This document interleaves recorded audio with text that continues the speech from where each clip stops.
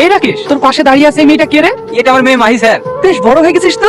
কালকে তুই আমার বাড়িতে যাবি, তোকে একটা কাজ দেবো, ইনকামও হবে, আবার পড়াশোনাটাও করতে পারবি। হ্যাঁ হ্যাঁ স্যার, ও অবশ্যই যাবে। দেখলি তো জাতির, এমএলএ সাহেব আমাদের গ্রামে আসার সঙ্গে সঙ্গে সেলিমের মেয়ে একটা কাজ পেয়ে গেল। এমন ধরা এমএলএ আর কোথাও দেখতে পাবি বল? স্যার, আমার মা খুবই অসুস্থ, আমার মাকে এক্ষুনি হসপিটাল নিয়ে যেতে হবে। এই দাঁড়াও, কিছু বলবেন স্যার? এই টাকাটা রাখো, তোমার মার চিকিৎসা করতে কাজে লাগবে। স্যার, আপনি মানুষ না, আপনি আমাদের কাছে দেবতা স্যার। আরে মাহি, হাই আয় আয়, তোর জন্যই তো বসে আছি। স্যার, আমাকে এখন কি করতে হবে? তেমন কিছু নয়, আমার পাশে বসে আমার একটু সেবা করবি। এ আপনি কি বলছেন স্যার? স্যার, আমরা তাহলে তোরা এখন যা। হ্যাঁ, আপনি কি বলছেন স্যার? আমি তো কিছু বুঝতে পারছি না। সব তোমাকে বুঝিয়ে বলছি। স্যার, আপনি কি বলছেন? আমাকে ছেড়ে দেন স্যার, আমাকে ছেড়ে দেন। এই রোহন। হ্যাঁ বলেন দাদা, কি বলছেন?